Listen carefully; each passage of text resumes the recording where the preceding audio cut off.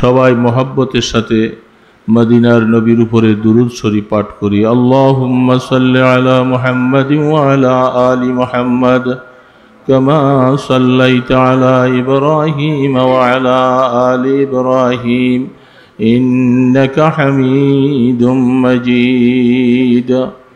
আল্লাহুম্মা বারিক আলা মুহাম্মাদিন ওয়া আলা আলি মুহাম্মাদ كما باركت على إبراهيم وعلى آل إبراهيم إنك حميد مجيد। আমরা রিজিক তালাশ করি, অথচ আসলে রিজিকে আমাদেরকে তালাশ করে। রিজিকে মানুষকে তালাশ করে। হ্যাঁ, অল্প দিলে হবে, চলবে। আরেকটা জিনিস, সেটা আমরা সকলে বিশ্বাস করি, মুসলমানরা তো অবশ্যই বিশ্বাস করি, যারা অমুসলিম আছে, নাস্তিক আছে, কাফের মুশরিক বেঈমান আছে, তারাও বিশ্বাস না করে উপায় নাই। সেটার নাম হলো মৃত্যু। কি বলেন? মৌত। সেটার নাম কি ভাই? এটা কি বিশ্বাস করা যায় কিনা? না করা গেলে অসুবিধা আছে? বিশ্বাস করা লাগবে সবার। যারা আল্লাহকে মানে তারাও, যারা আল্লাহকে সেজদা করে না তারাও, যারা মূর্তি পূজা করে তারাও। আসমান জমিনের স্রষ্টা বলতে কেউ নাই, যে নাস্তিক, তাকেও এই জায়গাটার মধ্যে আইসা কোনো আপোষ নেই। কি বলেন? তারা কি মৃত্যুবরণ না করে কি পারবে? এমন কোন নাস্তিক আছে পৃথিবীতে যে না আমি মরব না?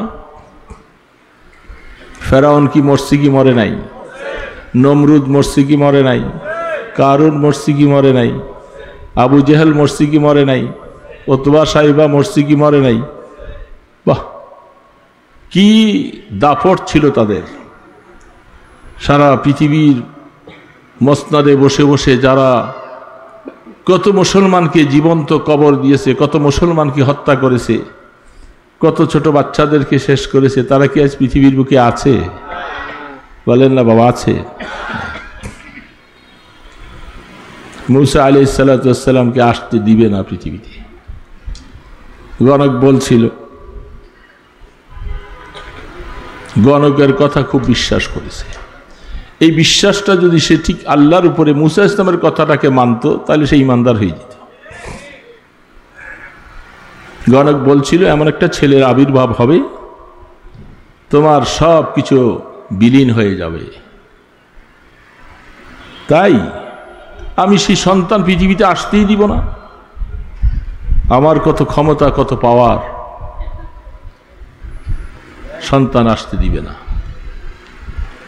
যদি আল্লাহ পাক কাউকে আনতে চান, কেউ কি ফিরিয়ে রাখতে পারে? বলেন না বাবা, ফিরিয়ে রাখতে পারে? কত সন্তান হত্যা করে ফেলছে। সর্বশেষ হারুন আলাইহিস সালাতু ওয়াস সালাম 1 বছরের সন্তান রাখলো, আর 1 বছরের সন্তান মেরে ফেললো। মেয়েদেরকে না, শুধু কাদেরকে? ছেলেদেরকে। চিন্তা করছি, সারা বছরের পুরুষ ছেলেগুলাকে যদি মেরে ফেলা হয়, তাহলে আমাদের কাজ করবে কারা? এই জন্য সিদ্ধান্ত নিল 1 বছরের সন্তান থাকবে, আরেক বছরের মেরে ফেলবে। তো হারুন আলাইহিস সালাতু ওয়াস সালাম ওই বছর জন্মগ্রহণ করলেন, যে বছর সন্তানকে মারা হয় না।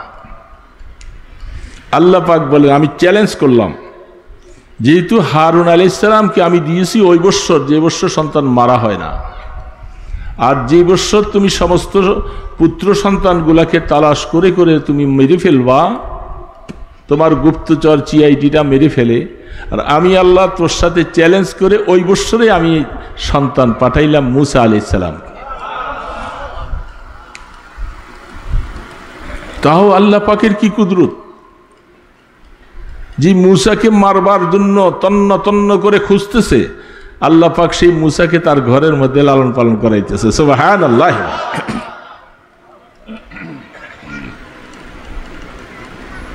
तो खुदावंद यमीनी खुदावंद यसारी तो खुदावंद यमीनी ओ खुदावंद सारी तो खुदावंद जमीनी ओ खुदावंद समावी सुबहानाल्लाह। আল্লাহ পাক সর্ব জায়গা বিরাজমান। আল্লাহ পাকের ক্ষমতা, তুই মেরে ফেলবি, আমার নবীকে আসতে দিবা না, আমি তোর ঘরের মধ্যে নিয়ে লালন পালন। আর এমন কুদরতের সাথে জমিনে পাঠাই দিলেন, মুসা মায়ের কাছে থাকতে দিলেন না। আল্লাহ পাক বলেন এইটা আমার আরেকটা চ্যালেঞ্জ, মার কোলে থেকে দুধ খাবে আর ফেরাউনের লোকেরা এসে মাইরা ফেলবে। আমি মুসা ইসলামের মাকে বলে দিলাম তুমি একটা সিন্দুক বানাইয়া পানিতে ভেসে দাও। কি একটা আশ্চর্য কথা মুসলমান ভাইয়েরা, আল্লাহর কোরআনগুলি খুললে, এগুলি পড়লে মাঝে মধ্যে শরীরের পশম দাঁড়িয়ে যায়। দুই একটা নজির মাঝে মধ্যে আল্লাহ পাক দেখাইছেন। এই বছর ফেনী এলাকায় যখন বন্যায় কবলিত, ফেজে দেখতেছিলাম একটা ছোট বাচ্চাকে একটা ডেক্সির মধ্যে শোয়াইয়া দিয়ে ভাসাই দিছে। মা নাই, বাবা নাই, সবাই বাস পানিতে ডুবে যাচ্ছে। আর কি করব এখন, ছেলেটার মায়া সহ্য করতে না পেরে মা একটা বড় ডেক্সির মধ্যে বাচ্চাটাকে দিয়ে ভাসাই দিছে। এই বাচ্চাটাকে এই ডেক্সি ভাসাইয়া নিয়ে, এইটা ডুবে না। আমার মাওলা কত বড় কুদরতওয়ালা, আল্লাহু আকবার, আল্লাহু আকবার, আল্লাহু আকবার। মুসা আলাইহিস সালামকে এরকম একটা বাক্সের মধ্যে বানাইয়া সাগরে ভাসাই দিল। সে খাবে কি? একটু পরেই তো পিপাসায় মরে যাবে, তাই না? একটু পরেই তো পিপাসায় মরে যাবে, ওয়া ওয়া করে চিৎকার করবে।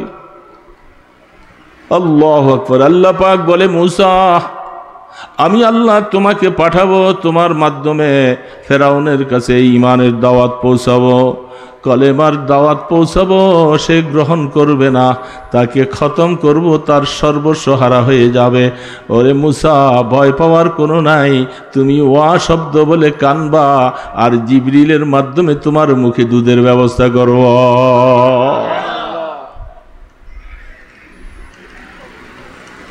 فموسى الذي ربه جبريل فهو كافر وموسى الذي ربه فرعون فهو مرسل বলেন সুবহানাল্লাহ। আল্লাহর আরিফরা বলেন আরেকটা লোকের নাম ছিল, তার নামও ছিল মুসা। ওই একই বৎসর জন্মগ্রহণ করেছে। আর বনি ইসরাইলের নবী হযরতে মুসা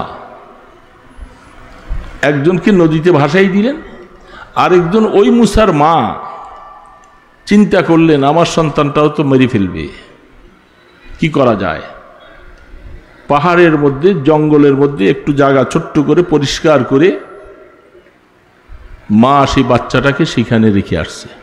হিংস্র প্রাণী খেতে পারে, বাঘ ভাল্লুকে খেয়ে ফেলতে পারে, সব কিছু মন থেকে উজাড় করে নিয়ে সেইখানে রেখে দিয়ে আসছে। দেখি বেঁচে থাকলে থাকবে, তবুও ফেরাউনের সৈন্যদের হাতে যেন কতল না হয়ে যায়। সেই সন্তানটা জিবরিল আলাইহিস সালাতু ওয়াস সালাম, তিনি আইসা ওই সন্তানটার কাছে তার আঙ্গুল চোষাইয়া তার মুখ দিয়া মধু আর দুধ খাওয়াইয়া ওই বাচ্চাটাকে লালন পালন করতেছে। কালের বিবর্তনে সেই সন্তানটাই হয়েছিল মুনাফিক, আর রাসূল মুসা আলাইহিস সালাতু ওয়াস সালামকে তিরস্কারকারী ছিল। তার নাম ছিল, কোরআন তার নাম বলছে সামিরি। তাকে লালন পালন করলো কে? জিবরিল ফেরেশতা। আর এই মুসা বনি ইসরাইলের নবী মুসা ইসলামকে লালন পালন করলেন কে? ফেরাউন। এই কথাটাই বলতেছে ফামুসাল্লাযী রাব্বাহু জিবরিল ফাহুয়া কাফিরুন ওয়া মুসাল্লাযী রাব্বাহু ফিরআউন ফাহুয়া মুরসালুন। ওই সামিরি কালের বিবর্তনে আস্তে আস্তে আস্তে করে সেখানে থেকেই বড় হয়েছে। সে এক সময় কাফের হয়ে গেল, মুনাফিক হয়ে গেল। কোরআন তার সম্পর্কে স্পষ্ট বলছে। কিন্তু মুসা আলাইহিস সালাতু ওয়াস সালামকে আল্লাহ পাক ফেরাউনের কোলে নিয়া কোরআন বলতেছে, আল্লাহু আকবার। হাদিসের মধ্যে বুখারী খুলে দেখেন, মুসা আলাইহিস সালাতু ওয়াস সালাম মাত্র অল্প বয়স, দুধের বাচ্চা, দুধ খায় না কারো। আল্লাহ পাক বলতেছেন, আমি সকল মায়ের দুধ পান করা মুসার জন্য হারাম করে দিয়েছি, কারো কোনো মায়ের দুধ খাবে না। এই জন্য বিবি আসিয়া রাদিয়াল্লাহু তাআলা আনহা সন্তানটা কি করে পালবে, পেরেশান হয়ে গেলেন। খবর পাঠাও। মায়েরা অনেকে বিশাল পুরস্কার পাওয়ার আশা নিয়ে দাঁড়িয়ে আছে, এই সন্তান কার মায়ের দুধ খাবে। কোনো মায়ের দুধ খায় না। মুসা ইসলামের বোন বলতেছে, আমার কাছে একটা মহিলার সংবাদ আছে, ওর দুধ অনেক সবাই খায়। তা আনো, সেই আপন মা আইসা ওই লাইনে দাঁড়াইছে। কোনো মায়েদের দুধে মুখ দেয় নাই মুসা ইসলাম। যখন আপন মায়ে যখন কোলে নিয়া স্তনের সাথে মুখ লাগাই দিলেন, প্রাণ ভরে দুধ খেয়ে পেটটা ভরে ফেলছে। আহা, কি কুদরত মাওলার কাজ কিভাবে করে, আমরা তো সব ভুলে গেছি। আল্লাহর কোরআন খুলে দেখা যাবে, ঈমান তাজা হবে কি করে মুসলমানদের। মুসলমানটি ঘটনা শুনতে হবে ইয়াকিনের সাথে, বিশ্বাসের সাথে। নিজের ঘরে থাইকা দুধ খায় এবং মা দুধ খাওয়ারের বিনিময়ে বিশাল উপটকন হাদিয়া পায়। নিজের সন্তানকে দুধ খাওয়ায়, আবার পুরস্কার কেমন। এতদিন মায়ের কোলে বৈশা বৈশা ঘরে আমার আরেকটা বাচ্চা আছে, আমি তাকেও দুধ খাওয়াইতে হয়, আমি আপনার এই বাচ্চাকে দুধ পান করে আপনার দরবারে আমি থাকতে পারবো না, আমার কাজ আছে। ঠিক আছে, তুমি তোমার কাছে নিয়ে দুধ খাওয়াইও, মাঝে মধ্যে আইনাই না আমাকে একটু দেখাইবা। ছোট বাচ্চা ফেরাউনের কোলে নিয়া হযরতে আসিয়া তিনি নিয়ে কোলে দিছেন। ছোট বাচ্চা কি বুঝে? ছোট বাচ্চা বুঝে না। এ তো আপনার মতো আমার মতো ছোট বাচ্চা না, উনি তো নবী মুরসাল। ফেরাউনের দাড়ি ছিল, খুব লম্বা দাড়ি ছিল। ছোট বাচ্চা কোলে নিয়া চুমা খাওয়ার জন্য গেছে, ফেরাউনের দাড়িতে ধরে এমন জোরে টান দিছে, টানের সাথে ফেরাউন উহ করে চিৎকার করছে।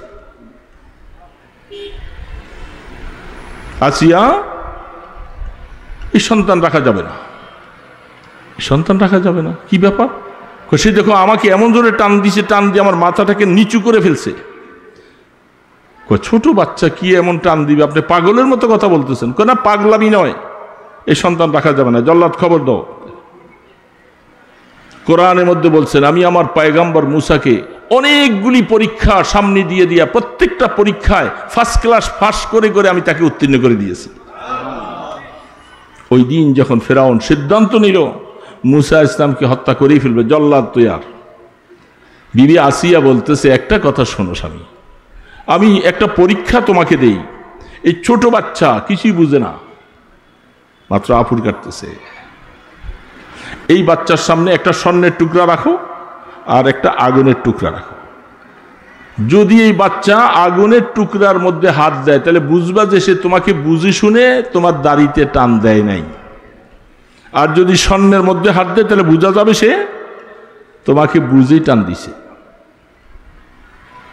ছেড়ে দিয়েছে। দুই পাশে দুইটা টুকরা। তাফসীর লেখেন, মুসা আলাইহিস সালাম বুঝমান মানুষ, খুব বুঝমান, ধীশক্তিওয়ালা আল্লাহর পয়গম্বর। স্বর্ণের টুকরার দিকে হাত বাড়তে ছিল।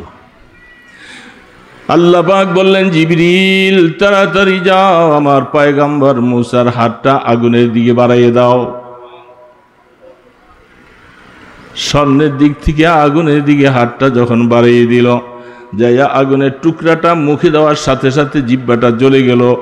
হযরতে আসিয়া দৌড়ে আইসা আগুনের টুকরাটা ফেলে দিল, জিহ্বার মধ্যে পোড়া দাগ লেগে গেছে। সেখান থেকে মুসা আলাইহিস সালাম, তার ভাষা স্পষ্ট নয়, কথা অস্পষ্ট হয়। এই জন্য আল্লাহ পাকের কাছে দোয়া করেছেন যে আল্লাহ, আমি তো স্পষ্ট করে কথা বলতে পারি না, আমি ফেরাউনের কাছে কিভাবে দাওয়াত দিব। আল্লাহ পাক বললেন, পয়গম্বর মুসা, জবানের মধ্যে পড়া গেছে, এটা ব্যাপারটা আমি বুঝি। ফেরাউনের কাছে দাওয়াত দেওয়া লাগবে, সেটাও আমি বুঝি। আপনি পড়ুন, রব্বি শরহ লি সাদরি ওয়া ইয়াসসির লি আমরি ওয়াহলুল উকদাতাম মিন লিসানি ইয়াফকাহু কওলি। সুবহানাল্লাহ। পড়লেন আর জবান পরিষ্কার হয়ে গেল। তা আমি বলতেছিলাম যে বাবা, আল্লাহ পাক মুসা আলাইহিস সালামকে জমিনে পাঠাবে, ফেরাউনি সারা শক্তি পেরেশান হয়ে গেল, পারল না মুসা আলাইহিস সালামকে ঠেকাইয়া রাখতে। তার মানে হলো কিয়ামত পর্যন্ত আনেওয়ালা ইসলাম বিদ্বেষীরা মনে রাখো, আমার আল্লাহ যদি ইসলামকে জমিনে টিকাইয়া রাখতে চায়, সারা পৃথিবীর কোনো বেঈমান ইসলামকে বিদায় করতে পারবে না। আজ ইসরায়েলরা আমাদের ভাইদেরকে অকাতরে মারতেছে। কি বলেন বাবা, মারে কি মারে না? মায়া লাগে কি লাগে না? আপনাদের কেমন লাগে? অন্তর পুড়ে যায় না? চোখের পানি আসে না? তাদের কথাগুলি স্মরণ করে আপনি রাত্রে গভীরে আল্লাহর কাছে হাত তুলে দেখবেন, আপনার চোখে দিয়ে জার জার করে পানি পড়তে থাকবে। ফিলিস্তিনের মতো জায়গা, বুখারীতে হাদিস আসছেন, সেই যে ফিলিস্তিনের ভূমিটা আল্লাহ পাক বলেন আমার প্রিয় ভূমি, মসজিদে আকসা যেটা আল্লাহ পাকের প্রিয় জমিন, প্রিয় মসজিদ, আপনারা যাইবেন নাকি সেখানে? যাওয়া লাগবে। কখন? যেদিন কিয়ামত হবে, পৃথিবীটা প্রলয় হয়ে যাবে, মসজিদে আকসা কমবে 2,24,000 পয়গম্বর যেখানে, আর আপনার আমার নবী হাবিবে কিবরিয়া সরকারে দো আলম মাহবুবে খুদা ইমামুল আম্বিয়া খাতামুন নবিয়িন শফিউল মুজনিবিন মুহাম্মদুর রাসূলুল্লাহ সাল্লাল্লাহু আলাইহি ওয়াসাল্লাম সমস্ত নবী রাসূলদের ইমাম হলেন যেই ঘরে, সেই জায়গাটা কি সাধারণ জায়গা? আফসোস লাগে, সেখানে আজকে আমাদের ভাইদেরকে অকাতর এইভাবে মারতেছে। অপেক্ষা করতে থাকেন, প্রাণ ভরে দোয়া করো মুসলমান, শুধু নিজের জন্য নয়, এই মুসলমান ভাই বোনদের জন্য, ছোট ছোট বাচ্চাদের জন্য প্রাণ খুলে চোখের পানি ছেড়ে দোয়া করো, আল্লাহ তুমি ইসরায়েলকে খতম করে দাও। মুসলমানি শক্তির বোমার মধ্যে কোটিগুণ শক্তি বাড়াইয়ে দাও, যেমনি ভাবে বদরে ওহুদের মধ্যে তোমার বন্ধুকে তুমি সাহায্য করেছিলা। তুমি কোরআনে বলছো আইয়াদনাহু বিরূহিন ওয়া আইয়াদনাহু, আল্লাহ পাক বলেন আমি আমার বন্ধুকে এমন সৈন্য দিয়া সাহায্য করেছিলাম, এই দুনিয়ার মানুষ তোমরা দেখো না, কিন্তু আমার বন্ধুকে আমি সাহায্য করার জন্য আসমানি ফেরেশতা পাঠিয়ে দিছি। সেই ফেরেশতা আল্লাহ পাক আজও পাঠাইতে পারেন কি পারেন না? সারা বিশ্বের সমস্ত মুসলমানেরা চোখের পানি ছেড়ে রাত্রে নামাজ পড়ে পড়ে সেজদায় পড়ে যখন কাঁদতে শুরু করবে, তখন আল্লাহ পাকের তরফ থেকে আল্লাহু আকবার ফিলিস্তিনি হামাসদেরকে কুদরতি সাহায্য দেওয়া শুরু হবে। আরেকটু অপেক্ষা করেন, ইনশাআল্লাহ আমার বিশ্বাস আল্লাহ পাক ইসরায়েলকে খতম করে দিবে ইনশাআল্লাহ। আল্লাহ পাক মুসলমানদের ইমানের দিকে দেখতেছে, কতটুকু জলে তার অন্তরে, কতটুকু ব্যথা। নিজের সন্তানের জন্য যেমন ব্যথা, ওই ইসরায়েলের গুলির পক্ষ থেকে যায় আমাদের ছোট শিশু বাচ্চাগুলি যে মারা যায় তাদের জন্য এমন ব্যথা। কি নির্মম নিষ্ঠুর! আজকে তো আমরা বলে বয়ান করতেছি, বয়ান শুনতেছি, মসজিদে নামাজ পড়তে যাইতেছি, বাজার করতে যাইতেছি, আর সেখানে ফিলিস্তিন লেবাননে আমার ভাইদের উপরে কি নির্যাতন চলছে যা সহ্য করার মতো না। আল্লাহ সুবহানাহু ওয়া তাআলা যখন কাহাকেও হেদায়েত দেন, দুনিয়ার কোন শক্তি তাকে আটকে রাখতে পারে? আমাদেরকে হেদায়েত কে দিয়েছেন বাবা? কে দিয়েছেন? বড় করে বলেন। আল্লাহ। হেদায়েতের চাবিকাঠি সবকিছু আল্লাহ পাকের হাতে।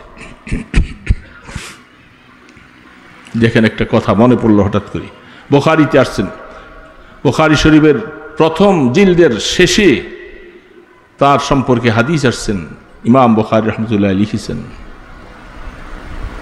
হযরত সালমান ফারসি রাদিয়াল্লাহু তাআলা আনহুর নাম শুনছেন আপনারা? কারা কারা শোনেন নাই দেখি হাত তোলেন তো। সবাই শুনছেন তো? সালমানে তার ইমানের অবস্থাটা হাদিসের পৃষ্ঠা তার ব্যাখ্যার মধ্যে দেখলে আকল হয়রান হয়ে যায়। আমাদের মধ্যে একটা আশার সঞ্চার হয় যে কেউ যদি ইমান নিতে চায় আর ইমান নিয়ে বাঁচতে চায়, আল্লাহ পাক সালমানে ফারসির মতো আল্লাহ তাকে সাহায্য করবে। সালমানকে জিজ্ঞাসা করতেছে, মিনাইন, সালমান তুমি কোথার থেকে আসছো? বলে রাম হরমুজ, আমার দেশের বাড়ি এমন একটা গ্রাম যেটা ইরানকে পারস্য বলা হয়, আমি পারস্য দেশের অধিবাসী। একটা রাজপুত্র ছিল সালমান ফারসি। আল্লাহু আকবার, আল্লাহু আকবার। সালমান ফারসি রাদিয়াল্লাহু তাআলা আনহু সুঠাম দেহের অধিকারী, টলপিকার, সুন্দর চেহারা, জমিদারের ছেলে। বাবা তাকে এত আদর করে, মানে মাথায় রাখে না উকুনে খেয়ে ফেলবে, নিচে রাখে না পিঁপড়ায় খেয়ে ফেলবে, এত আদর। কিন্তু আফসোস হলো সালমানের বাবা অগ্নি পূজারী, আগুন পূজা করে। আগুন পূজা কি শরীয়তে আছে? বলেন না মুসলমান ভাইরা, আছে কি?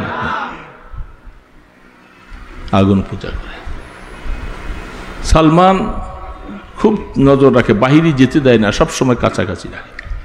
একদিন অনেকগুলি মেষ, বকরি, দুম্বা এগুলি ছিল দেখবার জন্য। বাবা ব্যস্ত ছিল, সালমান একটু দেখে তাড়াতাড়ি এগুলি নিয়ে আসো। সালমান রাদিয়াল্লাহু তাআলা আনহু যাইবার সময় পথের মধ্যে, ওই জামানার মধ্যে নাসারা ধর্ম ছিল সবচেয়ে প্রিয় ধর্ম। হযরত ঈসা আলাইহিস সালাম দুনিয়া থেকে চলে গেছেন, ওই ধর্মটা ছিল বেশি। হযরত সালমান রাদিয়াল্লাহু তাআলা আনহু যাবার সময় একটা গির্জার মধ্যে নজর করে দেখে একজন সুন্দর মানুষ, সে নামাজ পড়ে, রুকু করে, সেজদা করে, যেটা সালমান জীবনে কোনোদিন দেখে নাই। সালমান আস্তে আস্তে তার কাছে গেলেন, জিজ্ঞেস করেন, আপনি যে এত সুন্দর করে কি আমল করতেছেন, এগুলি কি? নামাজ সুন্দর না অসুন্দর বলেন তো? এত সুন্দর ইবাদত আল্লাহ আমাদেরকে দিয়েছেন। আমরা মুসলমানরা অনেক সময় পড়ি না, কি বলেন? ঠিক না ভাই? ঠিক। আমাদের মধ্যে অনেক যুবক বাবাজিরা আছে যারা নামাজটা পড়ে না। নামাজের সুন্দরতা দেখে পড়তে মনে চায়, কিন্তু শয়তানের কারণে পড়ে না, ঠিক না ভাই? ঠিক। বলে আপনি, বলে আমি নাসারা ধর্মের একজন পাদ্রী, তা আপনি সুন্দর নামাজগুলি কোথায় পাইলেন? আপনাদের হেড অফিস কোথায়? বলে আমাদের হেড অফিস হলো বাইতুল মুকাদ্দাস। সালমান কথাবার্তা বলে চলে গেছে। বাবা জিজ্ঞাসা করতেছে, এত দেরি করলি কেন সালমান, কোথায় আছিস?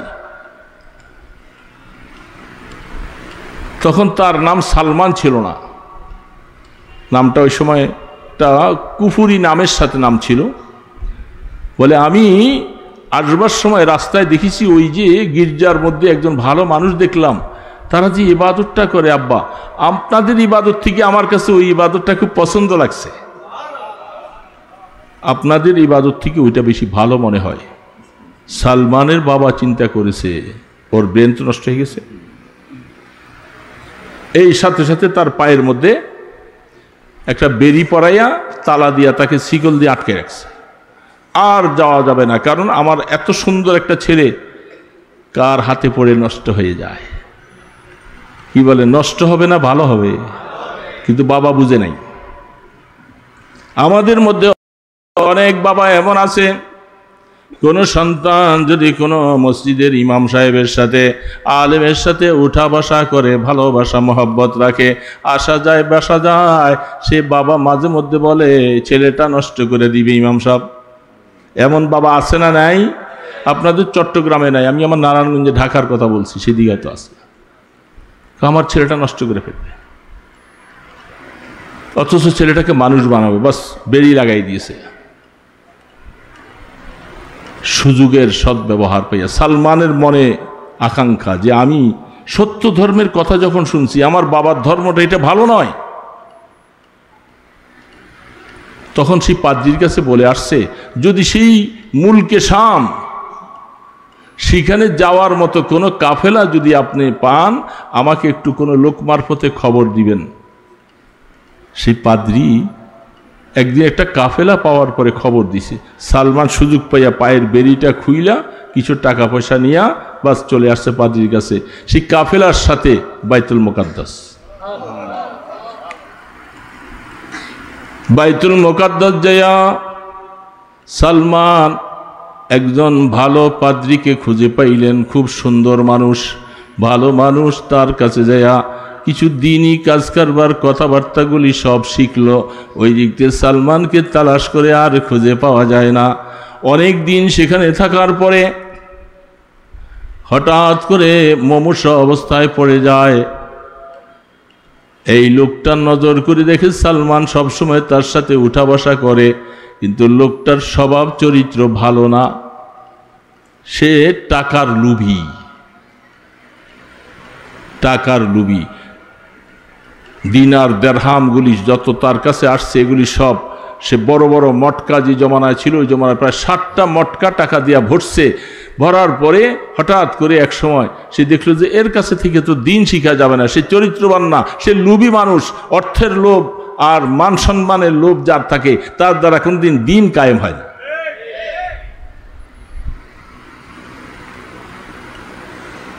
সে মারা গেছে। মারা যাওয়ার পরে মানুষ যখন আসলো তাকে মাটি দিবে, দাফন করবে ইত্যাদি, সালমান তখন বলল যে আপনার এই লোককে দাফন দিতে চাচ্ছে, এ তো ভালো মানুষ না, এ তো মানুষের রক্ত পিপাসু, মানুষের অর্থ লোভী, অর্থগুলাকে আত্মসাৎ করেছে। এই যে দেখেন নজর করে তার টাকার গোডাউনগুলি। মানুষ তাকে আর মাটি দেয় নাই, দাফন করে নাই। সে এখন নৈরাশ হয়ে গেছে, হায় আমি এখন কোথায় যাব। খবর পাইলেন এখান থেকে দূরে একজন মানুষ, সে বড় আল্লাহওয়ালা মানুষ। তার খোঁজে যাইয়া সালমান বলছেন যে আমি আপনার কাছে থাকতে চাই। তার কাছে থেকে অনেক দিন শিখেছে, আসমানি কিতাবের ইলম শিখেছে। অনেক কিছু শিখার পরে তিনিও মুমূর্ষ অবস্থা আসছেন, বয়স হয়ে গেছে। বলে আচ্ছা আপনি যদি মারা যান আমি তারপরে কোথায় যাব। তিনি আরেকজনের অবস্থা দেখাইছে। এইভাবে দেখাতে দেখাতে সর্বশেষ যার কাছে আসলেন তিনি বেঁচে আছেন, উনি মারা যায়, তিনি বেঁচে আছেন, উনি মারা যায়। সালমানের হায়াত আল্লাহ পাক বাড়াইতেছে বাড়াইতেছে, কিন্তু তার সাথে 5 জন ওস্তাদ দুনিয়ার থেকে চলে গেল, কিন্তু সালমান এখন হায়াতে বেঁচে আছে। আল্লাহু আকবার, আল্লাহু আকবার। रिश्ते माँ गर्दनम अफगंदा दोस्त में बुराद हर जाके खातिर खायोस। আল্লামা জালালউদ্দিন রুমি রহমতুল্লাহ আলাইহি বলেন, আল্লাহ পাক যখন কোনো আল্লাহর বান্দাকে ভালোবাসে তাকে আল্লাহ হেদায়েতের উপরে উঠাইতে চায়, তাকে আল্লাহ তার বন্ধু বানাইতে চায়, তখন আল্লাহ পাকের তরফ থেকে কুদরতি একটা রশি লেগাম তার গলায় লাগাইয়া তাকে টেনে টেনে আল্লাহ তার নিকটে নিয়ে যায়।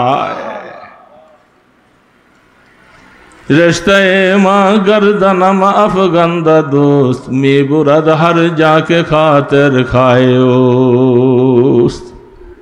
সালমানকে আল্লাহ পাক ওইখানে নিয়ে পৌঁছাইছেন। এখন ওই আল্লাহওয়ালা খুব ভালো মানুষ বলছে যে আপনি তো মরে যাচ্ছেন, কিন্তু আমি তো হক তালাশ করতেছি, আমি তালাশ করতেছি আমি কোথায় গিয়ে কেমনে পাবে আমি হক পাবো।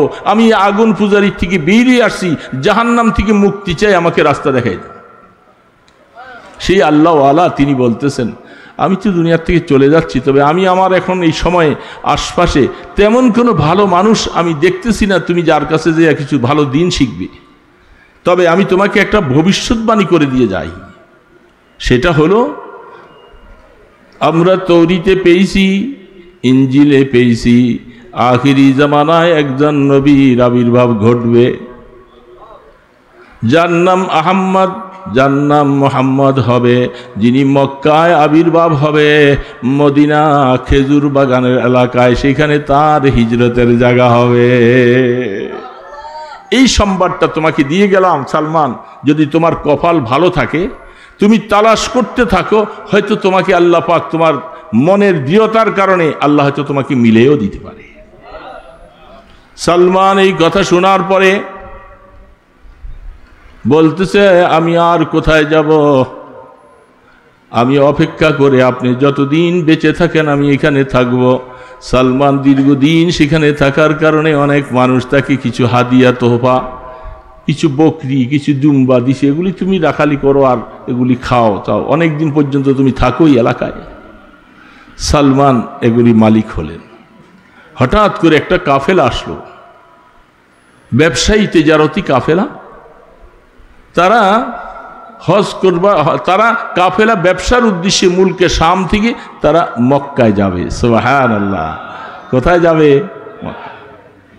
ওই আল্লাহওয়ালা বুজুর্গ বলছেন এই কাফেলাটার পিছে ধরে তুমি চলো। কাফেলাওয়ালাদেরকে বলছে, কাফেলার সর্দার, আমার যেই ভেড়া বকরি যা কিছু আমি মালিক হয়েছিলাম এগুলি তোমাদেরকে দিয়ে দিব, তোমাদের একটা পয়সাও আমি খাবো না, শুধু আমাকে তোমাদের সাথে রাস্তা দেখাইয়া আমাকে তোমরা একটু মক্কা পর্যন্ত পৌঁছাইয়া দিবা। সেই কাফেলার সাথে চলছে। উম্মুল কোরা নাম আছে, সেই জায়গার মধ্যে কাফেলাওয়ালারা আইনা দেখছেন মানুষ যখন অর্থের লোভে পড়ে যায়, মুসলমান মনে রাখবা যেই কোনো ব্যক্তি অর্থের লোভে পড়বে তার সব কিছু আস্তে আস্তে সব বরবাদ হয়ে যাবে। এই লোকগুলি চিন্তা করলো এই লোকটার কেউ নাই, ছেলেটার বয়সও তো বেশি হয়ে গেছে মোটামুটি, আমরা যদি বলি যেটা আমাদের গোলাম কৃতদাস, এই কথা বলে যদি বিক্রি করে ফেলি কিছু টাকা পাবো, বাস তাকে ছেড়ে দিয়ে আমরা চলে গেলাম। দেখছেন অসৎ। হযরতে সালমান রাদিয়াল্লাহু তাআলা আনহু বলেন, আমাকে বলতেছে যে এটা আমাদের কৃতদাস, তোমরা কিনে নাও। দারাহিমা মাদুদা, হাদিসের মধ্যে আসছেন অল্প কিছু টাকায় হযরতে সালমানকে বিক্রি করে দিল, যা তিনি গোলাম হয়ে গেলেন। আজকের থেকে উনি আর আজাদ মানুষ থাকলেন না, তিনি গোলাম। মনের মধ্যে খুব ব্যথা, বয়স হইতেছে অনেক, প্রায় 200 বছর কাছে গেছে, বলেন না সুবহানাল্লাহ। মাওয়াহিব ওয়ালা বলেন, বাদায়ে সানায়ের মধ্যে আনছেন এবং বাদায়া নেহায়ার মধ্যে হাদিস আনছেন, কেউ কেউ তার হায়াত কি শেষ পর্যন্ত 350 বছর পর্যন্ত বলছে। সুবহানাল্লাহ বলবেন না? কত বছর? দেখছেন আল্লাহ যখন কাহাকে হেদায়েত দিবেন তার হায়াত বাড়াইতে বাড়াইতে দেখেন কোথায় নিয়ে যাচ্ছে। সে উম্মুল কোরাতে এখানে এসে এক ইহুদির গোলাম হলেন। হাদিসের মধ্যে লেখে এই গোলাম সে তাকে আরেক কানে বিক্রি করলো, আরেকজনের কাছে বিক্রি করলো। ইনি 10টা মালিকের গোলামি করে করে সর্বশেষ যে খরিদ করলো তার বাড়ি হলো ইয়াসরিব, মদিনা। সুবহানাল্লাহ। তালাশ করতেছে আর আল্লাহ পাকে রাস্তা আস্তে আস্তে ঘুরাইতেছে। তবে মান জাদ্দা ফাওয়াজাদা ওয়া করাইল বাবা মুলিহান মুদমিনান মান করাল বাবা লা বুদ্দা ইয়াসিলু। কেউ যদি কারো ঘরে যাইতে চায়, ঘরের দরজায় যায় খটখট করে আওয়াজ করে, আওয়াজ দিছে কেউ খোলে না, আবার দিছে খোলে না, আবার দিছে খোলে না, দাঁড়াইয়া আছে, বসে আছে, ঘামাইয়া গেছে, খুলতেছে না। কবি বলতেছে যদি তুমি কারো ঘরে যাইতে চাও বারবার করে চেষ্টা করো আর ঘামাইয়া যাও, পড়ে থাকো, একবার না একবার রাগ করে হলেও তারা দরজা খুলবে, তোমার মাকসুদ হাসিল হয়ে যাবে। কি ঠিক না ব্যাঠিক বলেন? ঠিক এমনি ভাবে যদি কেউ আমার মাওলাকে পাওয়ার জন্য চেষ্টা করতে থাকে, একবার, দুইবার, তিনবার, একদিন, দুদিন, 3 দিন চেষ্টা করতে করতে করতে করতে মাওলার কাছে যখন ধর্ণা দেওয়া থাকবে, রাত্রে উঠো, নামাজ পড়ো, তাহাজ্জুদ পড়ো, জিকির আজকার করো, করে করে বারবার দোয়া করতে থাকো, একদিন না একদিন আল্লাহ তোমাকে টেনে রহমতের কোলে বসাইয়া দিবে। याद में तेरे सबको भुला दो, कोई ना मुझको याद रहे, तुझ पर सब घर बार लुटा दो, खानाए दिल आबाद रहे। सब खुशियों पर आग लगा दो, गम से तेरे दिल शाद रहे। सबको नजर से अपनी गिरा दो, फकत तुझसे याद रहे। আল্লাহর আরিফেরা বলে, বান্দা সমস্ত খুশির মধ্যে আমি আগুন জ্বালাইয়া দেই, সব খুশিকে বরবাদ করে দেই। কারো খুশি চাই না, তোমাকে বাদ দিয়া কোনো খুশি নাই। আল্লাহ তোমার খুশি চাই, তোমাকে চাই, তুমি আমাকে দয়া করে তোমার রহমতের দরওয়াজা খুলে দাও। এই জন্য আল্লাহর বান্দা এবার মনে মনে একটু খুশি। সারা দুনিয়া ঘুরে 10 জন গোলামের গোলামিত্ব করতে করতে করতে করতে সর্বশেষ মদিনা শরীফে এক ইহুদির গোলামি কাজ করার কারণে রসুল যে জন্মগ্রহণ করে 40 বৎসর হইয়া নবুয়তের প্রকাশ ঘটে গেল, আরও 13 বৎসর পার হইয়া তিনি মদিনায় যাবে, লম্বা প্রায় 53 বৎসর পার হয়ে গেল। সালমানের এই ব্যাপারে কোনো খবর নাই, কারণ একজন রাখাল গোলাম আর কি খবর রাখবে। যেদিন রহমতে দো আলম হাবিবে কিবরিয়া সরকারে দো আলম মুহাম্মদুর রাসূলুল্লাহ সাল্লাল্লাহু আলাইহি ওয়াসাল্লাম হিজরত করে যখন মদিনায় রওনা দিলেন, বাবা আল্লাহর পয়গম্বরকে কাফেররা মারার জন্য চেষ্টা কম করে নাই। আমার আল্লাহ যাকে রাখবেন তাকে কেউ মারতে পারে না, চেষ্টা কম করে নাই। রাস্তার মধ্যে আল্লাহ পাক সুরাকা আবু জেহেল সহ ঘোষণা দিছে, মোহাম্মদ আবু বকর দুইজনের যে কোনো একজনকে জীবিত অথবা মাইরা মাথাটা আমার সামনে আনবি, 100 ওট পুরস্কার দিব। বলে নাউজুবিল্লাহ, জোরে বলে নাউজুবিল্লাহ মিন যালিক।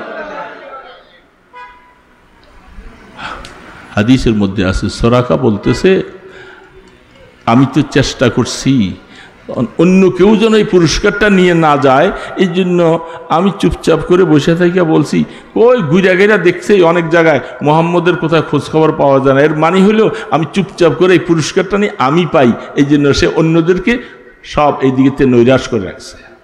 তার বাদিকে বলছে, অমুক পাহাড়ের নিচে ঘোড়াটাকে সাজাইয়া তৈরি করে রাখো, আমি আসতেছি, কেউ যেন না জানে। সুরাকা সুসজ্জিত অস্ত্রশস্ত্র নিয়া ঘোড়ার পিঠে হইয়া ফু ফু করে চলছে। রাস্তার মাঝামাঝি যাওয়ার পরে আবু বকর পিছন দিকে নজর করে তাকাইয়া বলে, ওগো আল্লাহ রসুল, সুরাকাকে দেখা যায় অস্ত্র নিয়ে সে আমাদের দিকে আগে আসতেছে। রসুল বলে, লা তাহজান ইন্নাল্লাহ মা'ানা। ওই আয়াত ওইটা, ভয় পাওয়ার কোনো কারণ নাই। আবু বকর আমাদের সাথে আছেন কে? বড় আওয়াজে বলেন, কে? আল্লাহ। লা তাহজান ইন্নাল্লাহ। কাছাকাছি গেল, আল্লাহ রসুল একটু পিছনের দিকে চাইয়া দোয়া করলেন, আল্লাহুম্মা খুযহু আল্লাহুম্মা আনসুরহু আল্লাহুম্মা সরা, আল্লাহ তাকে তুই পছলাইয়া ধরো। যেমন ভাবে আল্লাহ পাক রসুল বলতে দেরি, ঠিক এরকম পাথুরি জমির মধ্যে তার ঘোড়াটার পাওটা এই পর্যন্ত ডেবে গেছে। সুবহানাল্লাহি ওয়া বিহামদিহি। ঘোড়াটার পাও ডেবে গেছে। যেমন কারুন সমস্ত সম্পদ দিয়া মুসা ইসলাম বলতেছেন, খুজ ইয়াদ জমিন, কারুনের সব ধ্বংস সহ তার ধন রত্ন সহ সব কিছু নিয়ে কারুনকে ডাবাও, ডাবাইতে থাকো, ডাবাইতে থাকো। বলতেছিল, অন্য কেউ আইসা বলে একটু মাফ করে দেন। মুসা ইসলাম এত রাগাম্বিত ছিল, বলে মাফ করা যাবে না তাকে। তো ঠিক একই অবস্থা। সে সুরাকা বুঝছে ঘটনাটা আসলে আল্লাহ রসুলের বদদুয়ার কারবার। সেখান থেকে হাত তুলে বলতেছে, মাফ চাই, আমাকে মাফ করে দেন, আমি আর আসবো না আপনাদের পিছনে। যদি এইদিকে কোনো মানুষ যদি আসে, আমি তাদেরকে বলে দিব যে এই রাস্তায় মোহাম্মদ যায় নাই, আমাকে মাফ করে দেন, আমি আর যাব না। রহমতে দো আলম বলতেছেন, সুরাকা শুনে নাও, তোমাকে মাফ করে দিলাম, তুমি উঠবা, চলে যাইবা মক্কায় ফিরা। তবে ও একটা সংবাদ তোমাকে শোনাই দেই রে সোরাকা, ওই দিনটা কত আনন্দিত হবে যেদিন পারস্য বিজয়ী লাভ করা তাদের রাষ্ট্রীয় সম্পদের হাতের স্বর্ণের কঙ্গন বিভিন্ন জিনিসগুলি যখন মদিনাতে আসবে তোমার সোরাকার হাতে সেদিন পরাইয়ে দেওয়া হবে। সুবহানাল্লাহি ওয়া বিহামদিহি। সেদিন মানে তুমি তখন মুসলমান হয়ে যাইবা। তুমি তো আজকে আমাকে মারতে আসতেছো, তুমি তখন সাহাবী হয়ে যাইবা, তখন তোমার হাতে এটা পরাই দেওয়া হবে। কিছু সময়ের জন্য হলো আমার এই ভবিষ্যৎবাণী মনে রাখবা। আল্লাহ রসুলের কথা ঠিক তাই ঘটেছে। সোরাকা সেখান থেকে উঠে চলে আসছে, আর যাব না। মানুষ কেউ যাইতেছিলেন, বলে না এই রাস্তায় মোহাম্মদ নাই, যেমন ওয়াদা তেমন। পরে সোরাকা সময় মতো সব দলবল নিয়ে মদিনাতে যাওয়ার পরে আমি আসলে ভুলই করেছিলাম ওগো রসুল, আর দেরি করে লাভ নাই, আমি তো বাস্তবে আপনার সমস্ত মুজিজা দেখেছি, আমাকে মুসলমান বানাই না। যেদিন কুবা মহল্লা, যেই কুবা মসজিদের মধ্যে হাজী সাহেবরা 2 রাকাত নামাজ পড়লে একটা কুমরা হজের সওয়াব নসিব হয়ে যায়। আল্লাহ রসুল প্রত্যেক শনিবার সকালবেলা মদিনা শরীফ থেকে অজু করে কখনো হাইটা যাইতেন, কখনো সাওয়ারির উপরে করে যেতেন। কুবা মহল্লায় যেদিন আল্লাহ রসুল যে মহল্লায় ছিলেন, যে ঘরে ছিলেন, হঠাৎ করে খবর পাওয়া গেল হযরত সালমান রাদিয়াল্লাহু তাআলা যে ইহুদির গোলাম ছিল, তার একটা ছোট ভাই আইসা তার মালিক খেজুর গাছের নিচে বসে বসে বাতাস খায়, আর আমি খেজুর গাছের ডালা কাটতেছি।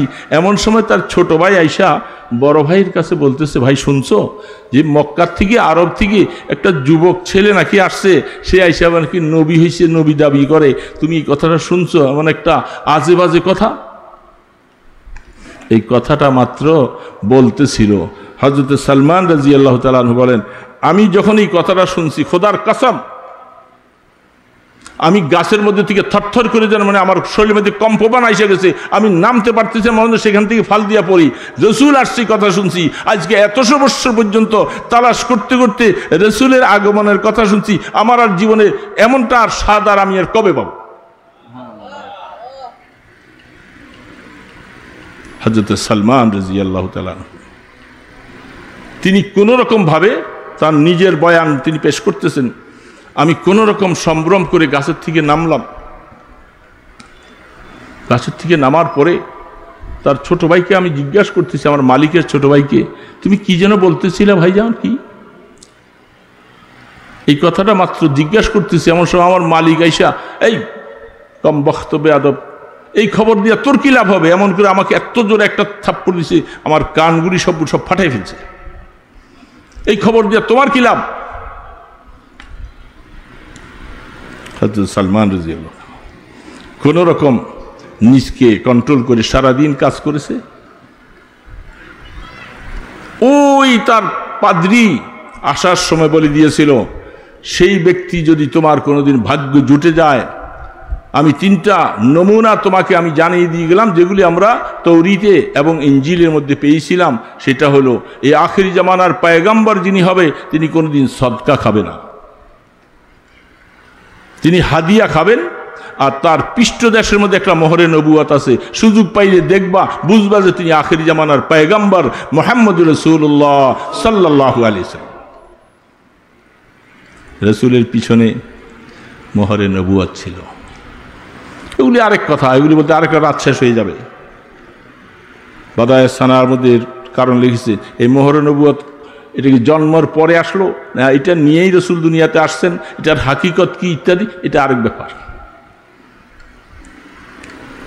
তিনি সন্ধ্যার পরে তার কাছে কিছু সদকার মাল ছিল, তিনি এগুলি নিয়ে প্রথম অবস্থায় কোবা মহল্লা, রসুল 14 দিন ছিলেন কোবা মহল্লায়, 14 দিন থাকলেন। সেখানে যাইয়া তিনি পায়চারি করছে, ঘুরতেছেন, বলতেছে আমি একজন পথিক মানুষ, গোলাম, এক ইহুদির গোলাম, আমি অনেক দিন পর্যন্ত আমার কাছে কিছু সদকার মাল ছিল, আমি আপনাকে মহব্বত করে এই সদকার মালটা দিছি, আপনি দয়া করে একটু গ্রহণ করেন।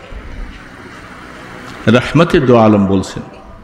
সাথে যারা ছিলেন আবু বকরকে বলতেছে, আমি তো সদকার মাল খাই না, আবু বকর তোমরা খাও।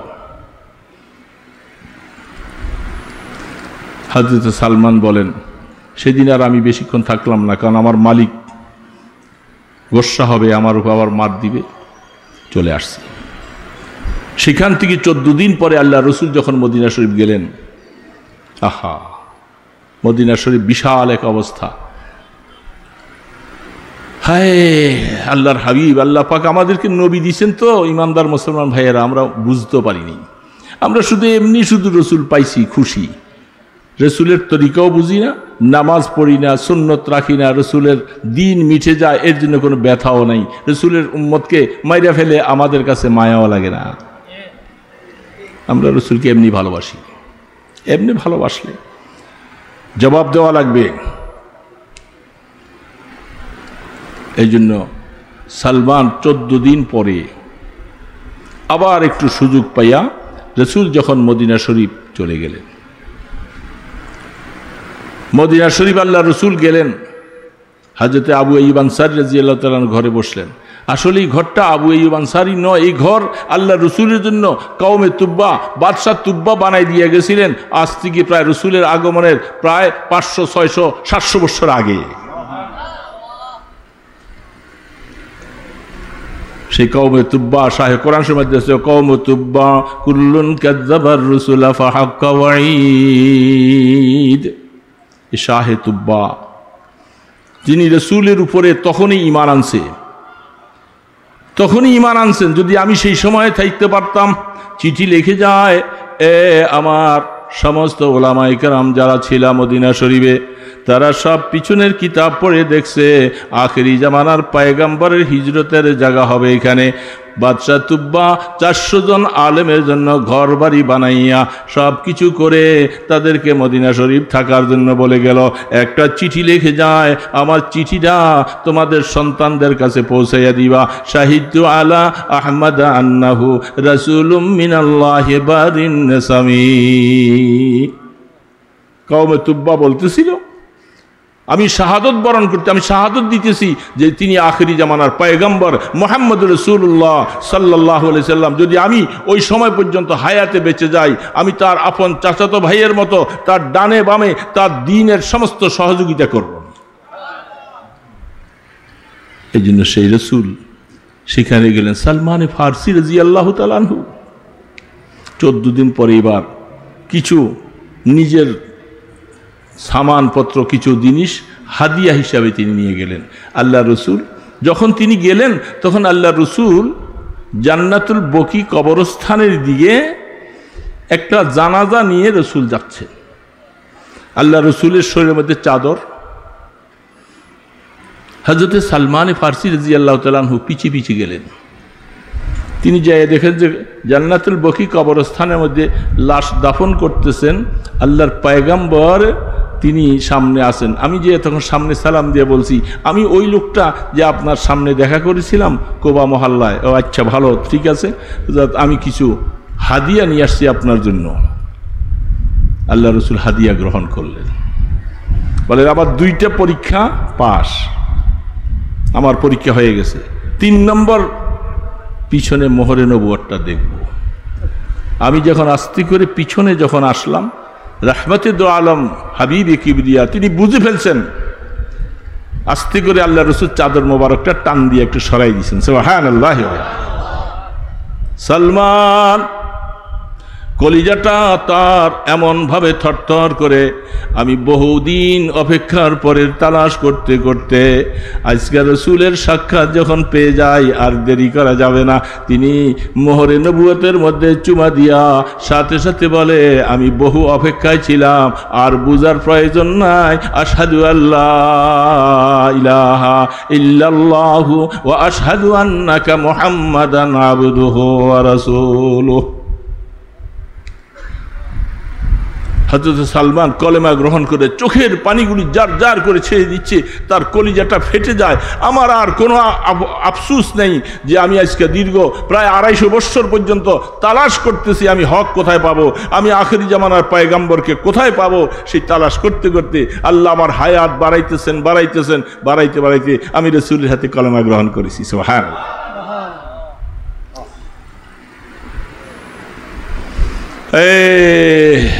ईमानदार मुसलमान भाई,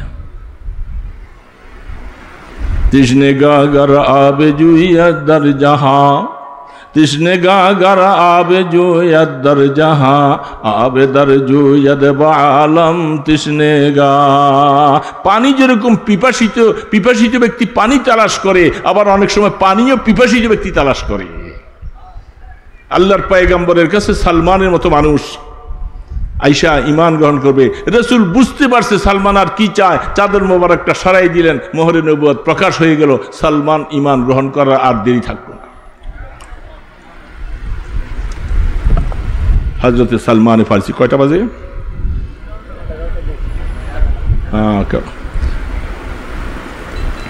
সালমান ফারসি রাদিয়াল্লাহু তাআলা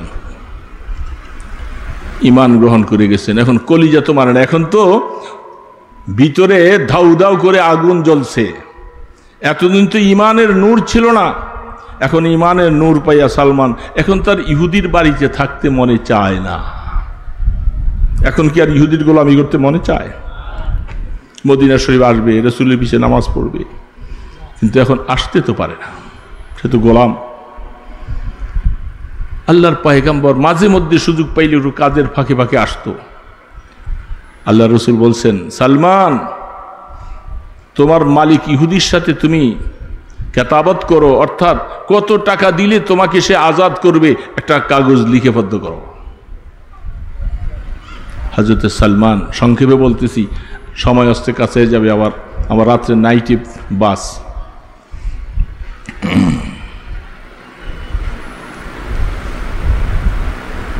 সালমান রাদিয়াল্লাহু তাআলা আনহু মালিককে বলছে, মালিক বলতেছে, ও মনে বড় আশা, মুসলমান হইছস, এটা হয়তো আমি ফিরাইতে পারি নাই, কষ্ট দিব, নির্যাতন করবো, কিন্তু কলিজার মধ্যে হাত দিয়ে তার ঈমান ছিনিয়ে নেওয়া যাবে না। তবে তোকে আজাদ হওয়ার জন্য এমন শর্ত আমি তৈরি করব, সালমান শর্ত জীবনে পুরা হবে না, তুই আজাদ হবি না। কি শর্ত? বলে প্রথম শর্ত হলো 40 উকিয়া, প্রায় 1 কেজি, 1 কেজির মতো স্বর্ণ দিতে হবে। 1 কেজি স্বর্ণ কি বাড়ির কাছে দাঁড়িয়ে খাইতে পায় না, 1 কেজি স্বর্ণ করতে পারে। 2 নম্বর শর্তটা আর থেকে আরো কঠিন। আমার ওই যে মরুভূমিতে জায়গাটা আছে, সেই জায়গাটার মধ্যে 300 খেজুরের চারা লাগাবি, সমস্ত 300 চারা একসাথে যেদিন গাছে ফল আসবে সেদিন তুই মুক্তি হবি। সুবহানাল্লাহি ওয়া বিহামদিহি। এত কঠিন শর্ত, মরুভূমিতে গাছ লাগাইয়া পানি দেওয়া, জীবিত রাখা, একই 4টিখানি ব্যাপার।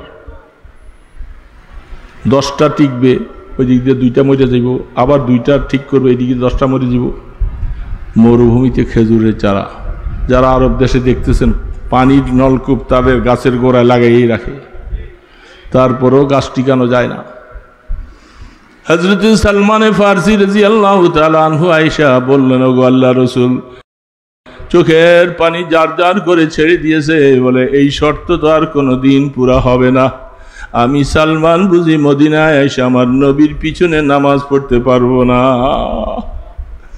আমি বদরে যেতে পারলাম না, আমি ওহুদে যেতে পারলাম না, কবে আর রসুলের পাশে আসবো, জিহাদের ময়দানে যাব।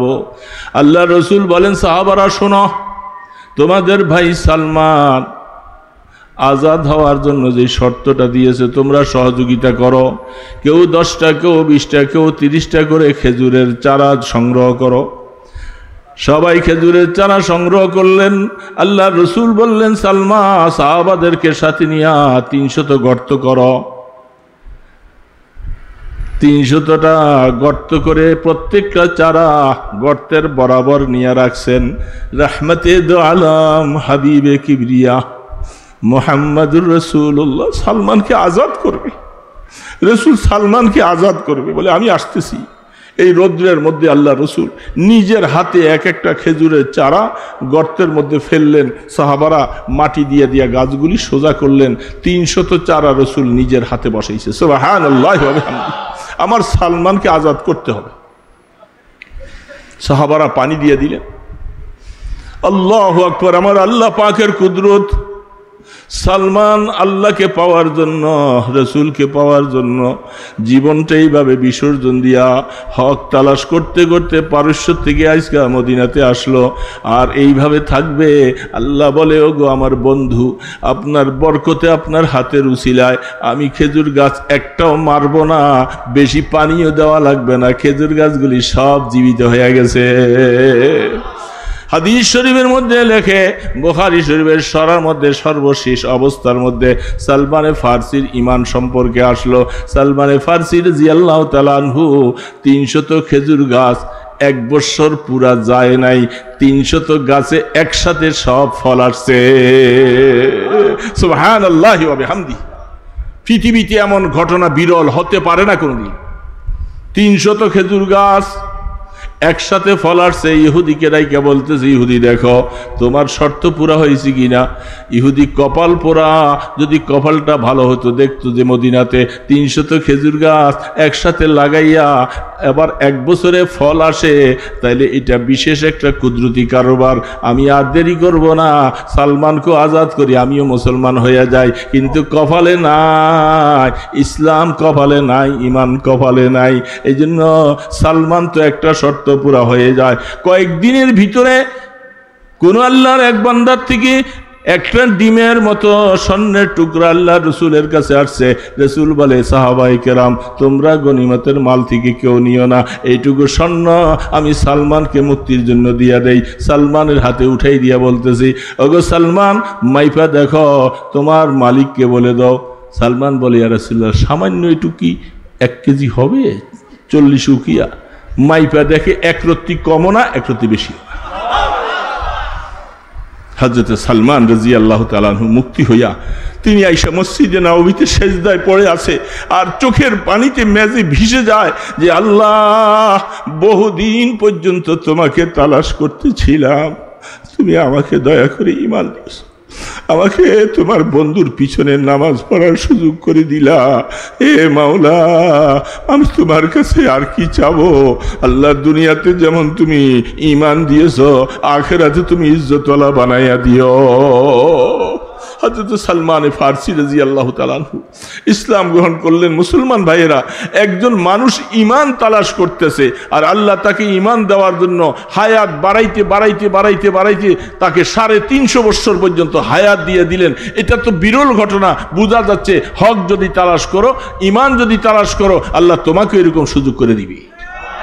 কিন্তু বাবা, দিবে না? এই জন্য মুসলমান ভাইয়েরা, আল্লাহকে ধরো, আল্লাহ রসুলকে আপন বানাও। এর থেকে আপন পৃথিবীতে তোমার আর কেউ নাই। আছে কেউ কোনোদিন? কেমনে পারো যুবক বাবাজিরা তোমরা নামাজটা পড়ো না? কেমনে পারলা? নামাজের মধ্যে যে কি স্বাদ আর কি মজা, একটু সেজদা লাগাইয়া দেখো, কপালটা মাটির মধ্যে লাগাও, আল্লাহ পাকের কুদরতি পায়ের মধ্যে লাগাও, দেখো রে ইমানদার, সেজদার মধ্যে কত মজা, তোমাকে দুনিয়ার আর কিছুর মধ্যে বোঝানো যাবে না। এই জন্য মুসলমান ভাইরা, আমরা ঈমানকে ধরে রাখবো। জীবন যাবে তো যাবে, চলে যাক, কিন্তু ঈমান যাইতে দিব না। ঠিক আছে না? পারবেন?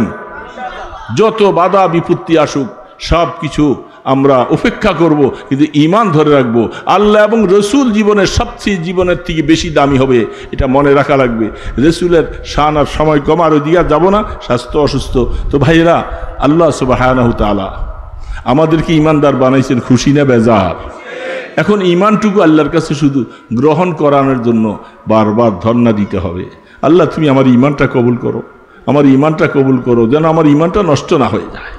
আল্লাহ কোরআনে বলছেন অন্য অন্য আয়াতের মধ্যে, খুব চেষ্টা করবা, শয়তান তোমার ঈমান নষ্ট করার জন্য চেষ্টা করবে।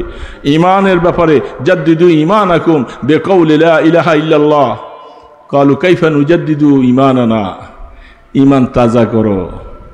সাহাবায়ে কেরাম বলেন রাসূল কেমনে? বলে লা ইলাহা ইল্লাল্লাহ কলেমা বেশি বেশি করে পড়বা, তাহলে তোমার ঈমান তাজা থাকবে। পারবো না ইনশাআল্লাহ? বেশি বেশি করে জিকির করব। রে বাবা, কত সময় চলে যায় আল্লাহর জিকির দিয়া, কলিজাটাকে সব ভরপুর করে দাও, জবানটাকে তরুতাজা করো, আল্লাহর জিকির যেন আমি ভুলে না যাই। সবসময় জিকির করতে পারবো তো বাবা? পারবো না ইনশাআল্লাহ? তো সংক্ষেপে দুই একটা কথা, আমি মুসাফির মানুষ, আসছি আপনাদের কাছে, আমার তবিয়ত নেই। আমরা এটা যে মাদ্রাসার উসিলায় যাওয়ার সময় কেউ আমার হাতে যদি কিছু মহব্বতের সাথে একটু দিয়া দেন, এত নাম লেখালেখি করে এত লম্বা সময় করা যাবে না, এত সময় আসবে না। যদি কেউ পারে আমরা কিছু দিতে মনে চাই, দিবেননি কিছু আল্লাহর রাস্তায় মসজিদ মাদ্রাসায়? কিছু কিছু দিতে মনে চায় আপনাদের? বলেন না, আরে হাত তুলে বলেন দিবেন কিছু। কারা কারা দিবেন দেখি হাত তোলেন তো। তাইলে হুজুর নামেন, লেখালেখির দরকার নেই, বিসমিল্লাহ করে আপনারা মহব্বতের সাথে নিচে নেমে যান। ওনারা যেহেতু সবাই হাত তুলছে, আমরা কিছু কিছু দিব। যে রুমাল নেন বা হাতে হাতে একটু দাঁড়াই। আমরা একটা দিনই জালসা, এটার খরচও তো কত আছে, এরপরে মাদ্রাসার জন্য আমরা মহব্বতের সাথে সকলেই একটু দাঁড়াই যাই, কিছু ভাই দাঁড়াই। মাশাল্লাহ মাশাল্লাহ, জি খুব মহব্বতের সাথে আমরা কিছু দান করি। বাবা টাকা পয়সা রাইখা দুনিয়ার থেকে সবাই চলে যাব, টাকা পয়সার সাথে যাবে না, আল্লাহ দিন জিন্দার জন্য আমি কিছু দিয়ে যান ইনশাল্লাহ। মা বোনরা যদি কেউ থাকেন সেখানে আপনারাও কিছু টাকা, এই যে একটা ছোট বাচ্চা 500 টাকা নিয়ে আসছে, মাশাল্লাহ আল্লাহ, মাশাল্লাহ মাশাল্লাহ, আল্লাহ বাচ্চাটাকে হায়াত দারাজ করেন, তাকে ইলম দ্বীন শেখার জন্য তৌফিক দান করেন। মাশাল্লাহ, বড় টাকা পয়সা বেশি কিছু না বাবা, আল্লাহর দ্বীন আল্লাহর কোরআনকে ভালোবাসো, মদিনাওয়ালাকে ভালোবাসো, দেখবা আখিরাতে বেড়া পার হয়ে যাবে। কঠিন কঠিন মাসালা আসতেছে সামনে, সেই সময় আর যদি ঈমান হারা হয়ে যায় তাহলে বোঝা যাবে আমাদেরকে উদ্ধার করার মতো আর কেউ নাই। কিয়ামতের ময়দানে রাসূল শাফাআত করবেন, রাসূলের শাফাআত পাওয়ার জন্য তার ঘরগুলাকে, মাদ্রাসাগুলাকে মহব্বত করো মুসলমান ভাই।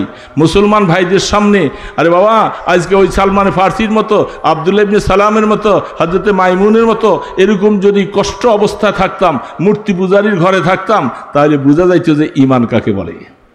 আজকে তো মুসলমানের ঘরে আছি, দেখি ঈমান পাইছি মুফত, জন্য এটার মায়া নাই। আমরা মেহরবানি করে সকলে একটু, কেউ খালি হাতে ফিরে দিব না, মহব্বতের সাথে বাবা যা তৌফিক আছে প্রত্যেকে দেই, সবাই কিছু শরীক হয়ে যায় ইনশাল্লাহ। সবাই শরীক হই, লা ইলাহা ইল্লাল্লাহ, লা ইলাহা ইল্লাল্লাহ, লা ইলাহা। হ্যাঁ পাগড়ি হবে, তারপরে আখিরি মোনাজাত হবে। পাগড়ি ছাত্র নিয়ে আসেন, জান এই টাকাটা হাতে রাখেন। জি বাবা দিয়ে আসেন, নিয়ে আসেন, সবাই মহব্বতের সাথে মহব্বত করে দিবেন।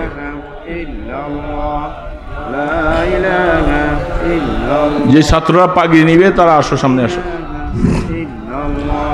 লা ইলাহা ইল্লাল্লাহু মুহাম্মাদুর রাসূলুল্লাহ সাল্লাল্লাহু তাআলা আলাইহি ওয়াসাল্লাম।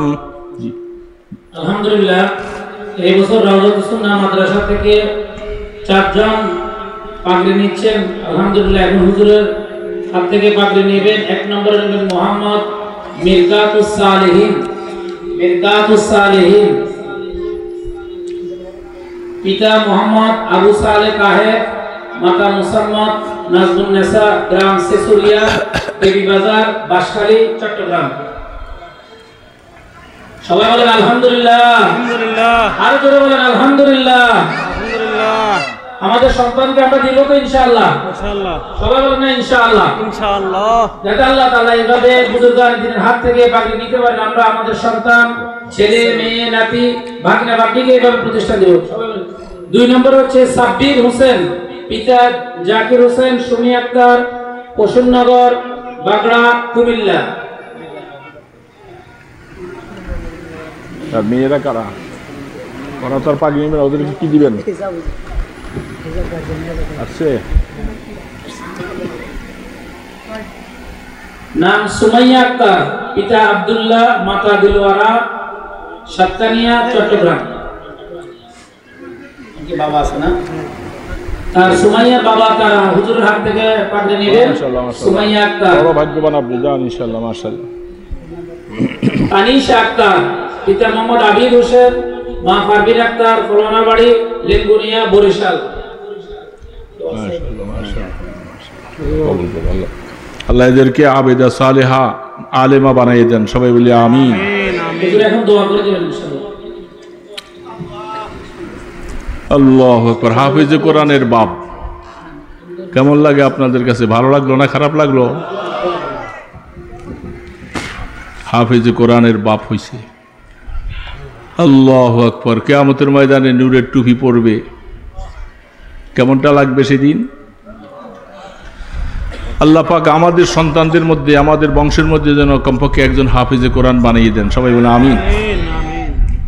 আল্লাহ পাক চেষ্টা করলে দিতে পারেন না? মেয়ে হাফেজা হয়েছে, মেয়েরা হাফেজা হওয়া অনেক কষ্ট। হাফেজা মা এই ঘরের মধ্যে যখন সন্তান আসবে, মা তেলাওয়াত করতে থাকবে আর সন্তান পেটের মধ্যে আছে, বাস মাশাআল্লাহ বরকতওয়ালা সন্তান দুনিয়ার মধ্যে আসতে থাকবে।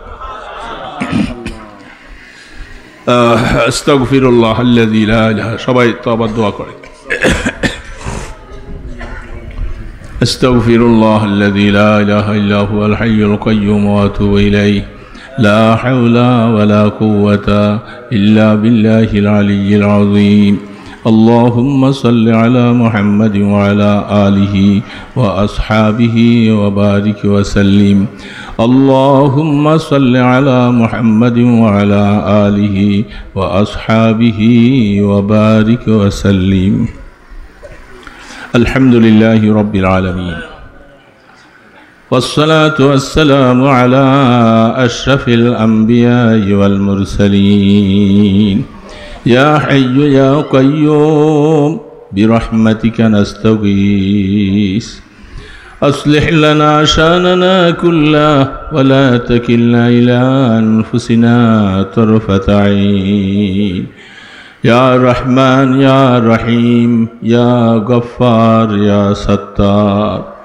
আয় আল্লাহ, 2 দিন ব্যাপী ইসলামী সম্মেলনের সমাপনী দিনে শেষ অবস্থায় হাফেজদের মাথায় পাগড়ি পরাইয়া, ওলামায়ে কেরামদেরকে নিয়া, হাজী সাহেব গাজী সাহেবদেরকে নিয়া আল্লাহ শাহী দরবারে মিসকিনের মতো 2টা হাত তুলেছি গো আল্লাহ। আয় আল্লাহ, কিছু দেখাবার মতো আমাদের কাছে কিছু নাই গো আল্লাহ, আমরা একেবারে খালি। তুমি যে দয়া করে আমাদেরকে ঈমান দিয়েছ, শুকর আদায় করার ভাষা নাই গো আল্লাহ।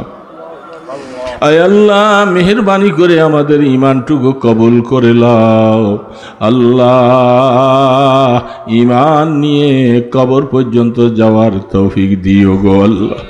আল্লাহ, ঈমান দুনিয়ায় রাইখা দিয়া জাহান্নামী বানাইয়া কবরের ডাক দিও না। এ মাওলা, আমাদের ঈমানকে কবুল করে না।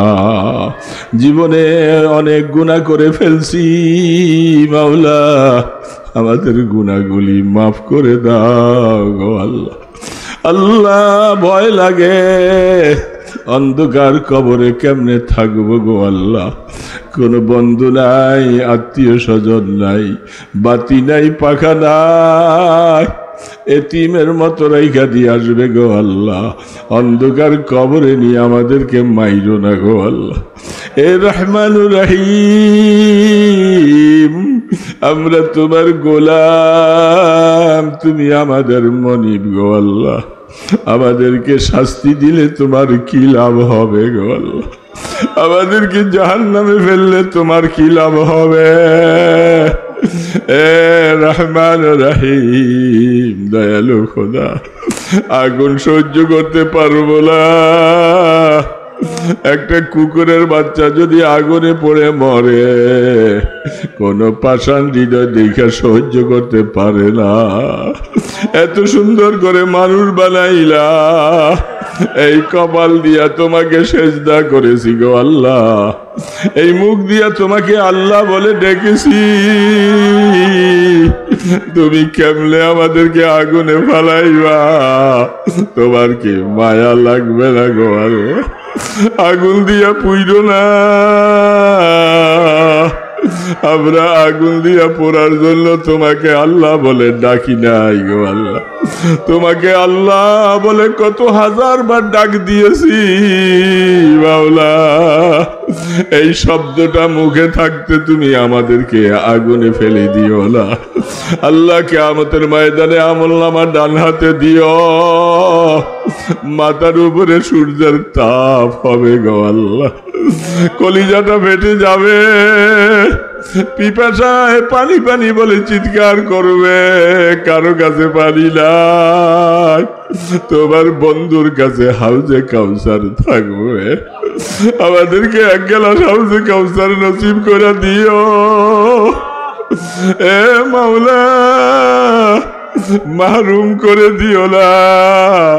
নবীকে পাই নাই, সাহাবী পাই নাই, শেষ জমানায় আসছি, হাউজে কাউসারের পানি থেকে বঞ্চিত করে দিও না আল্লাহ।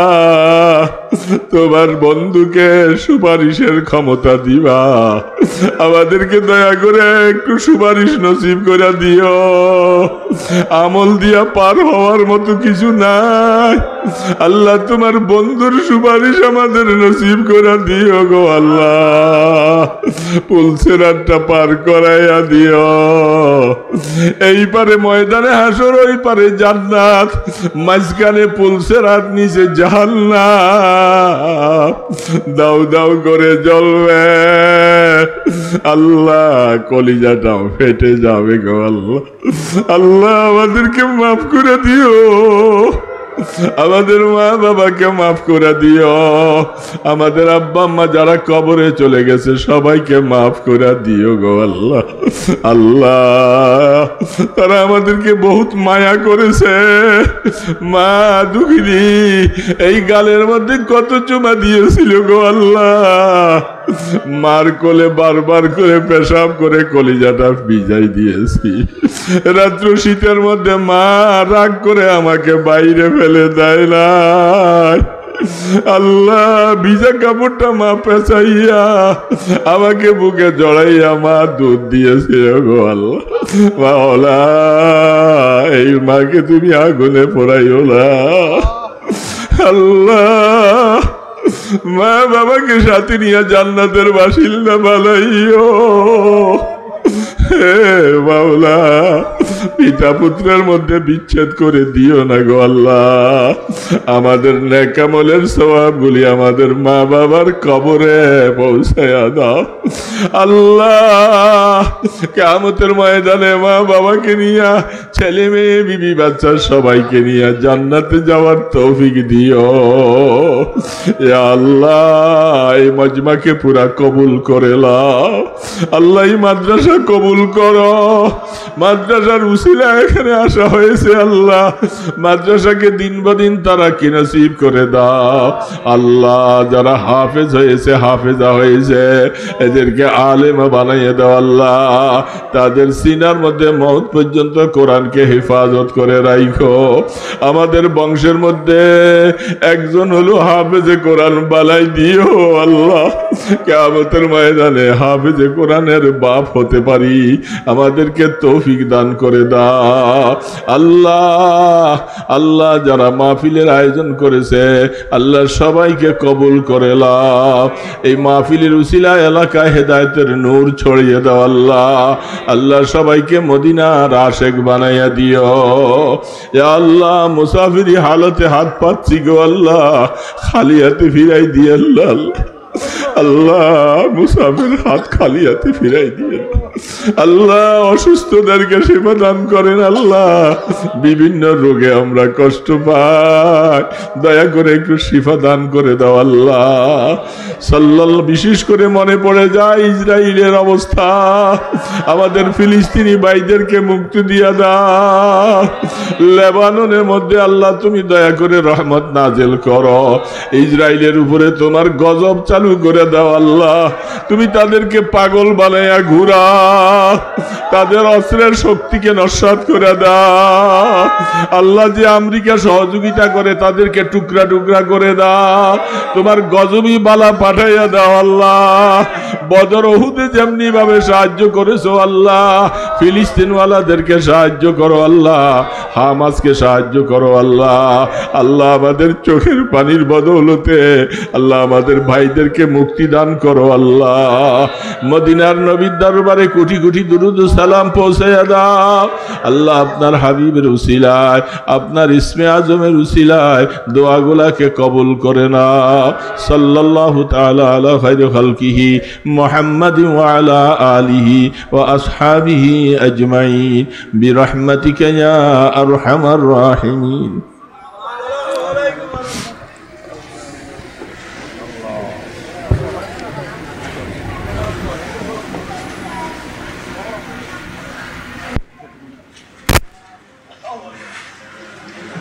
भैया